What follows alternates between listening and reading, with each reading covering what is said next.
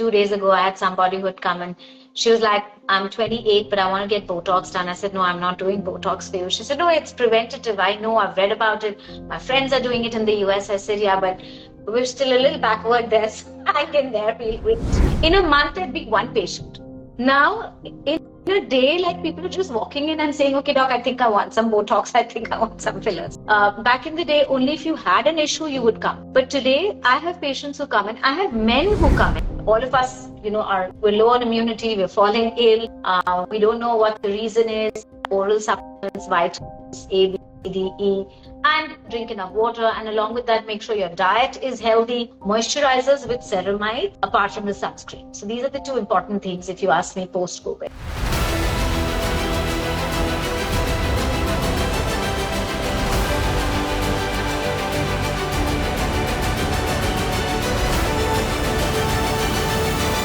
Guys, welcome once again to Table Talk, a different topic today. We're looking at skincare. The industry is booming. How do you know what is right, what is counterfeit, what is fake, what is good for you? But before that, a quick reminder to subscribe, share and like to my YouTube channel, Jyotsna Mohan. Joining me today will be Dr. Jaishree Sharad, the renowned Mumbai dermatologist. She is also an author and is out with her third book. So I am looking forward to having this conversation with her. And congratulations, third book. That's just phenomenal.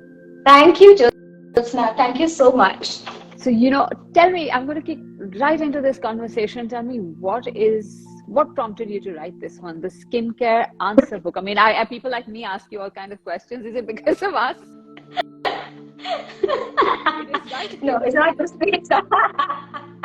Well, to be very honest with you, when I was doing a lot of Instagram lives like you during the lockdown, my editor Gurveen was constantly watching me. And so she pinged me and she said, you're doing so much on Instagram. Why don't you write another book? And I was like, I think I'm exhausted because I've already done 2 books and I've just put everything out there in those books. What else do you want? Then after a couple of days, she pinged me again. And she said, but you're doing these Ask Me stories every now and then. Why don't you just compile them? And every Monday I used to do an Ask Me with a topic, like an acne or a hyperpigmentation, and people would just flood me with questions. So then I mulled over it and I said, yeah, good idea. And that's how the book happened, because these are all literally legit Instagram questions. Is it, like I said, is it to get a little bit more legit questions, a little bit more informed questions the next time around? So this book actually doesn't have any names of products because it's not allowed, right? So I think now I'm going to be flooded with, okay, you've written this in your book, now give us the name. But on a more serious note, I think, I think it's some people have called it the Skin Bible. Some people have actually texted me and said, oh, this is our Google, Skin Google. But the industry, the skincare industry is booming, and you know that, there's just so much out there. How does one, irrespective of the Bible, the answers and everything else, how does one actually go about differentiating what is good for one? It's very easy, the TikTok trends and all of that. It's a different ball game, isn't it, from where you probably wrote your first book? The awareness has increased, like it has multiplied tenfold, right? People now know what a retinol is, or a vitamin C is, or a niacinamide is. Back in the day, we were just writing prescriptions.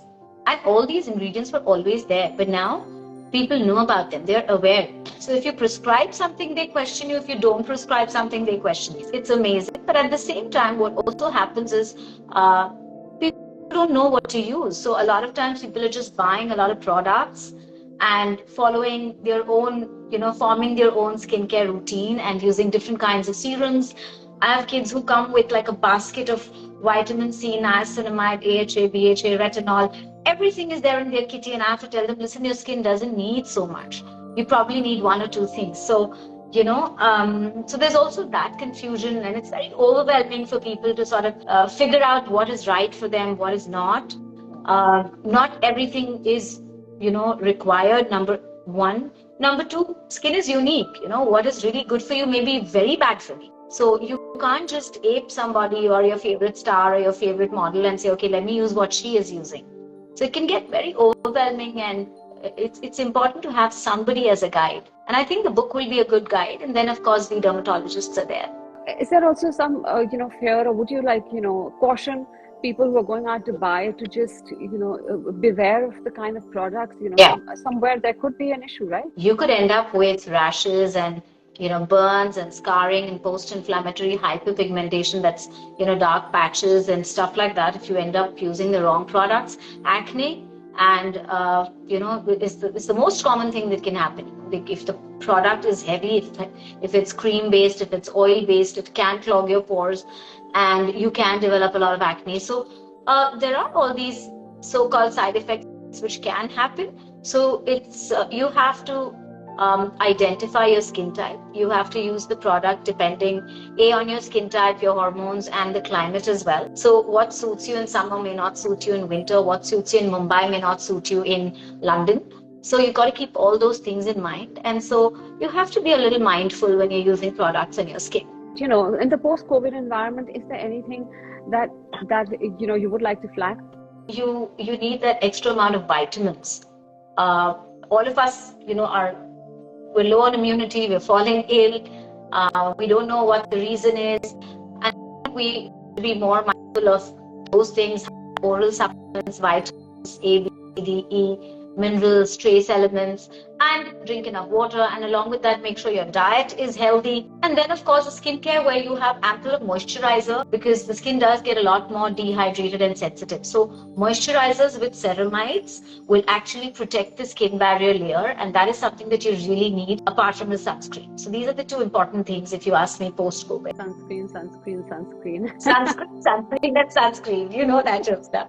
And of course, then antioxidants will also help. So vitamin C, E, resveratrol, some of the good antioxidants.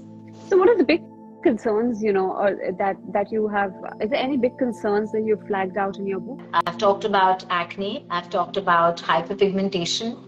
I've talked about eczemas, fungal infections, so it's a mix of all of these common issues that people face. And of course, then there is a section on anti-aging. So fine lines, wrinkles, this, that. There is a entire section on ingredients and serums. There's a full chapter on neck care. There's a chapter on hand and foot care, because people forget their neck, right? You often just apply things on your face. So there is an entire chapter on neck. There's a chapter on hair care. There's a chapter on nail care. So yeah, I think I've tried to do my best. And also the age, isn't it? I mean, the 40-year-olds, the 50-year-olds, they're kind of the neglected lot. I mean, but would you be coming up with something just for them? Hopefully something for men, something for women, or men and women, or everybody above 40 maybe. I have things now. Let's see. This book does have a lot of it, but yeah, we may do something more exclusive. Also, when we were speaking, when I was writing my book and I was speaking to you, and we were talking about how, more and more kids and teenagers are exposed to the kind of trends that we're speaking about, the kind of stuff that's out there. Do you still get a lot of young clients, or prospective clients, or people who are hoping to be your clients still knocking on your doors, looking for, that magic transformation? All the time. In fact, these days, youngsters are more savvy, they are well-read, and a lot of them, my clientele, they are people who are studying abroad, so they have, they come back. In fact, just 2 days ago, I had somebody who had come and she was like, I'm 28, but I want to get Botox done. I said, no, I'm not doing Botox for you. She said, no, it's preventative. I know, I've read about it. My friends are doing it in the US. I said, yeah, but we're still a little backward there. So hang in there, we'll wait. So yeah, they do have, it's not just about products and using things, but it's also about treatments and things that they want to do. It's more common in the youngsters. As you rightly said, we in our late 40s and 50s are more laid back. We haven't done anything, and we're more about no, we don't want to do injectables. Ideally, we are the ones who need to do them, but it's actually also nice to see that these young kids are taking care of themselves, and that self-care is so important. Of course, you shouldn't cross the line. Yeah, but there's also that whole peer pressure, right? I mean, for the young ones, there's this enormous peer pressure to contain things. And I think it kind of puts pressure on their parents as well. What would you tell their parents, actually, who sometimes give in? Yeah, a lot of times parents give in. Yeah, that's true. We need to sit and counsel them and tell them what is right, what is wrong. You don't just blindly do procedures because the child wants the procedure done. And a lot of times I end up being a shrink for the kid and the parents and trying to explain to them that, look, this is where you draw the line and that's what it is. And sometimes I have to do the other way around, where I tell the parent that, no, look, she genuinely has under eye sockets. She genuinely looks tired all the time. So doing a little bit of filler under the eye will help her.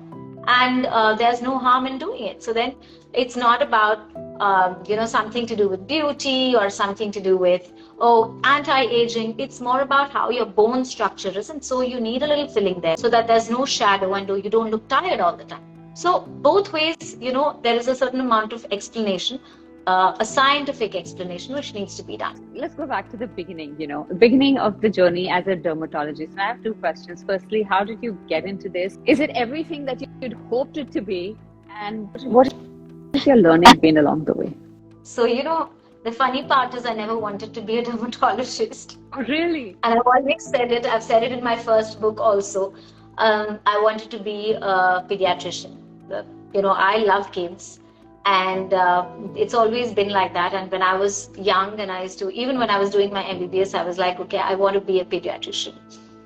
And during my internship, every day when I was in the Department of Pediatrics, every day I'd come back and I just spent hours and hours shedding buckets of tears because I just couldn't deal with pain that the kids were going through. And it so happened that there was a 10-year-old who had leukemia, and I was very attached to that kid, and the kid passed away, and I couldn't just take that. And by then I was already married. I got married before I finished my internship. So my husband, he was like, are you really going to be doing this? Because you'll be seeing kids the rest of your lives, and there'll be kids who'll be suffering. And so I had to, rewire myself and say, okay, maybe pediatrics is not my department. So if not, then what? And then I just left it. I started doing medicine.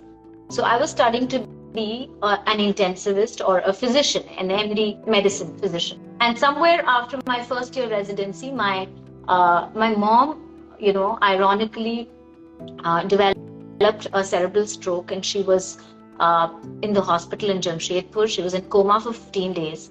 So I had to leave everything from Bombay, and I just went to her, and I was with her for almost 6 months, a little less than 6 months. But to see that journey, it kind of shook me again. And then when I came back, it was like, okay, maybe I'm going to do something else. And at that time, the only seat that was available was a dermatology seat.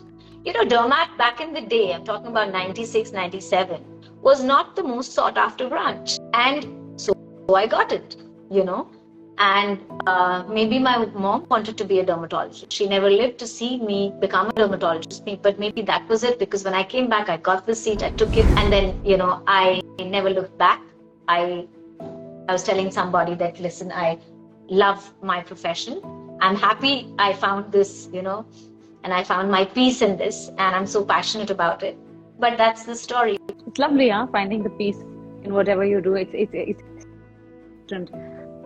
What has changed in your profession, as you've gone along? What is the one big change that you've seen? So when I started off, we were looking at acne and psoriasis and vitiligo, and we were doing a lot of vitiligo surgeries. We were doing a lot of acne scar surgeries. We were doing all kinds of literally skin care and skin related surgical procedures. We were not doing cosmetic procedures, In fact, I was not taught fillers and Botox in my college, right? Until even now, very recently, they've introduced fillers and botulinum toxin in chapters which I have written. So I feel very proud. So these are book chapters which I have written, which these kids are now postgraduate residents are studying. But we never had all of that. And so somewhere, I think lasers had just come, and we were slowly learning about lasers, but it was more of surgical procedures. Somewhere around between 2000 to 2004 is when the whole laser thing boomed. We gradually learned about lasers and radio frequency devices.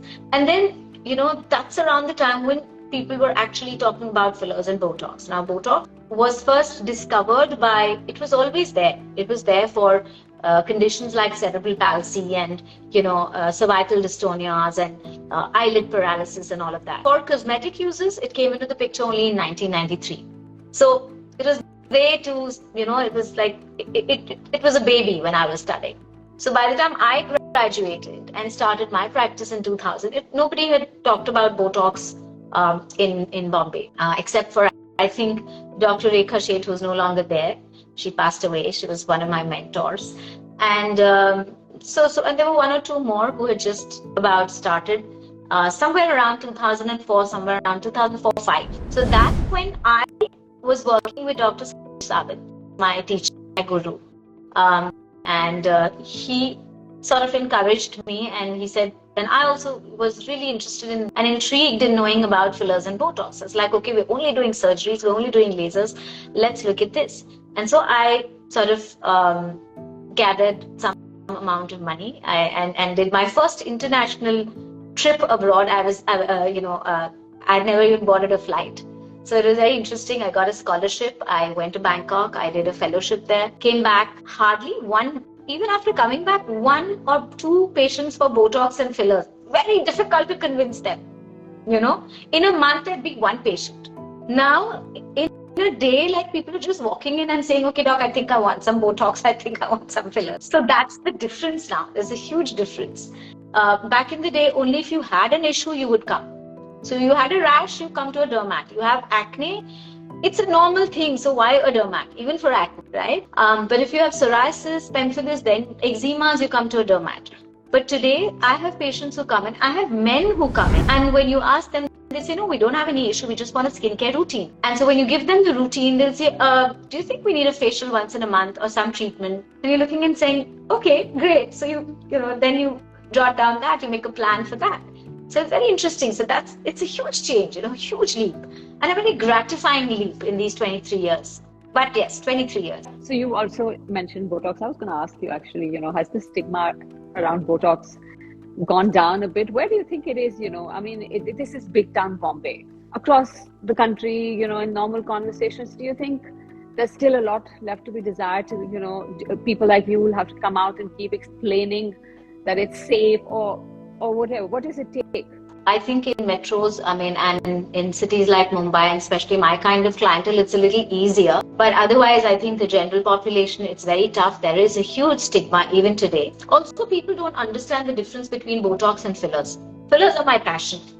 They're like adding things to your face to sculpt the face to make you look more youthful. The stigma earlier used to be because it's botulinum toxin. So, it's a toxin it's poison that you're injecting, and we don't want poison to be injected into our skin, into our body. That was the first stigma. Now the stigma is, we don't want to look like, so-and-so, or we don't want to have an expressionless plastic face. Yes, there have been a lot of people who are walking around with emotionless, expressionless faces. And who is to blame? Doctors, because we are the injectors, right? So with due respect to everybody in my fraternity, there have been cases when it comes to injectables, and also our field, there are a lot of people who are not even doctors, forget dermatologists, who inject. And that's why you have the side effects, because you need a thorough knowledge of anatomy, to be able to not just inject a person, but also be able to deal with complications. So even if you have learned something, I know of a midwife who injects. So, somewhere, maybe because of these reasons, or maybe for other reasons, or people have certain concepts and so they overfill the faces, it's going to be an effort. You also mentioned about all these doctors who are not, who probably not just formally recognized as doctors, and all these shady clinics that we keep reading about, that keep coming up, and people go there thinking it's a little bit cheaper, let's just give it a shot. And the harmful impact, some have lost their lives going through surgeries. Are there ample regulations for them? As of now, unfortunately, we don't have any regulations. But now, because of so many disastrous episodes, the Medical Council of India is now trying to formulate certain guidelines and rules. Indian Association of Dermatology, it's called the IADVL. They're all making a lot of effort and to put in all these guidelines and to make sure we have certain rules and regulations. But if somebody's opened a big clinic there and you don't even know who's injecting, who's going to go and stop them unless somebody really goes and complains? dermatology apart, what does it take to build up a business? You've got so much love now. I see it all the time on your timeline, but really, there's a lot that went on behind the scenes to reach where you have. Jyotsna, I wish you were there for my book launch because there was, as you said, there was so much love around. I think I just feel blessed. It has been a tough journey because I come from a small town. I was born and brought up in Jamshedpur. I had no big daddy. And but you just have to be honest and sincere in whatever you do, and make sure that the person sitting on the other side is, you empathize with that person and understand that person's issues, rather than just write a prescription or think of making money. A dermatologist and an author. Is it seamless, or do you have to sometimes keep one apart to work on the other? You know, you have to make time. Of course, currently I have to be honest with you, with this book launch and everything. My work is taking a backseat. I think not with the writing. I managed the writing beautifully. I used to wake up, as I told you, during my commute, I used to rattle a lot of it. And I used to wake up at 4, I still wake up at 4 o'clock. So when I wake up, the first 2 hours would be just writing, and, so that's an easy thing to do. But to manage later on, and I think it's just going to be this next 1 month, my work has taken a backseat because I have to do so much more. But it does take a toll on work. It does. I felt that releasing a book and writing a book was the easier part. That's the easier part. Writing is an easier part. Yeah. Shall we apply face treatment creams overnight or not? Is it healthy or advisable or not? Of course, you can use all time. Whatever I recommend for you. If you have acne, use an anti-acne cream. If you have pigmentation, an anti-pigmentation cream. There's no harm in using a cream at night. I know a lot of people believe that, you should be letting your skin breathe, so don't apply anything. But I think that's a myth. Do you have any kind of work-life balance? I actually do. I'm very disciplined at that, because when I go home, I don't look at my WhatsApp and I don't respond. I tend to, sort of make sure that I have dinner with the family. And, on Sundays, we make sure we're having food together, lunch, dinner. Whenever we step out, maybe once in a blue moon, that is maybe once in a month, if we step outdoors, we go for a dinner, we go for a movie, I don't carry my phone. And I make it a point to do my gym with my husband, or, my walks or my gym activity with my husband. So I have that time with him. Even at work, when I'm at work, I'm fully at work, and I will not meet people, or I'm not great at socializing, because if you do all of that, then you either give time to work and family, or you socialize. So I try to balance between all of them. What's your advice for people who are taking to your field, young kids who are looking to become dermatologists? I think follow your dreams, chase your dreams.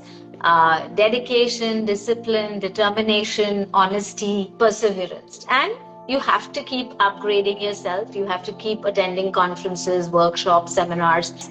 Thank you, first of all, Jyotsna, for having me here. This book called the Skincare Answer Book. These are all questions which all of you have asked me. So I have put them down and I've answered them. Thank you, Dr. J, and wishing you all the very best. And, have fun during this 1 month. That's what we work for. Thank you.